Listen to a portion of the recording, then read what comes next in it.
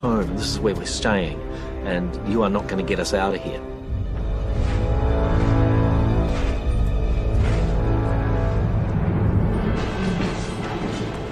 Come, give us your answer.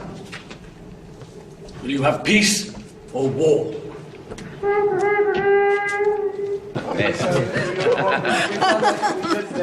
Curse the wizard who forced you on our company. Ian, save his life. If Florence got Bilbo over there and I say, if you don't like my burger, then return him to me, it looks like it's an invitation. Throw it. Right. I think perhaps there might be another. One little contribution that I made beyond acting was to keep reminding people that the essential writer was no longer with us, but he had left his wishes in these books that he'd written. Oh, you got the book? Oh, no. Never too late for the book. Never too late for the book. Now, of course, the screenplay writers follow Tolkien's intention very closely indeed. So it didn't seem disruptive, I didn't think, for me to sometimes pull the book out of my costume and say, do you know what it says here? Could we reinstate this line?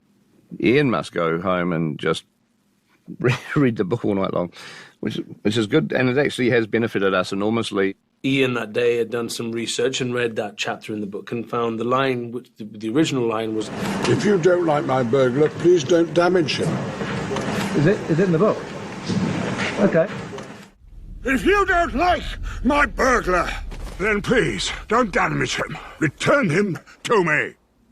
It's a line of dialogue that we didn't include in the script for whatever reason, and he lobbies for it, and he always wins those arguments, always. We're going to replace a bit of Boyens with a bit of Tolkien. Okay. Oh, I don't want that to go on the DVD. Tolkien never won an Oscar. I know. No, well, that's right, Ian, and I hope that makes it on the DVD, and you'll be all right. I would have it there to just remind myself of the feeling of the scene as Tolkien had written it, and that in fact, perhaps the way I played it in the film. Curse you! Curse be the wizard that forced you upon our company! We started with Thorin's side, so that was all on, one set, getting all the dwarves on the top of the wall. they were there all day up on the battlements, and we were just there for eye lines and to say our lines. The return of the Arkenstone for what was promised! And down at the bottom of the ramparts was a table with Ian and Lee and Luke and a spread of party food. Oh yeah, we had a full-on crackers and crisps and grapes and cheese. All it was missing was Pinot Noir. We were very happy there all day. And then we would look up and there were all these dwarves along the wall and they had like Volkswagens of costume, wind blowing in their face. And then there we are sitting there eating from our cheese plate. Sort of fed the anger that the dwarves were feeling. I will kill you! Upon my oath, I will kill you all! Your oath means nothing. I have heard enough.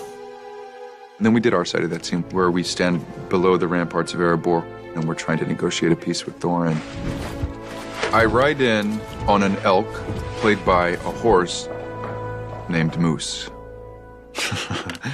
By coincidence, the horse he rode in, its actual name was Moose, which was kind of funny because we later on replaced him with an elk. Moose is the biggest horse in New Zealand. Huge Shire horse. He's like 18 hands high. That was his first time on set, too.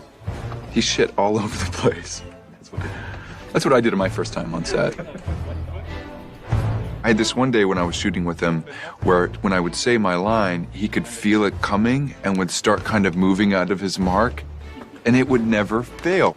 I would say the first, what was the line? I would say, we have come to tell you, and then he would start moving. We have come to tell you, payment of your debt to the men has been offered and accepted. Payment of your debt has been offered and accepted. the same spot each time. We have come to tell you payment of your debt has been offered. And you can set your watch by now. It's unbelievable. Ruth. To Lee's credit, he always tried to carry on with the scene, but I think there's only so far you can go, especially when suddenly Thorin's talking to a horse's ass. Is he objecting to the dialogue? It's the word offered. Can we come up with a different word? Maybe he's objecting to the performance. This is what happens when you guys can't control the horses, you see. We take them away from you. So, Lee, you should be doing that.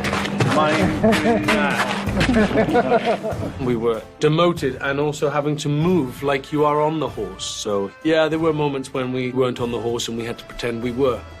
It happens a lot.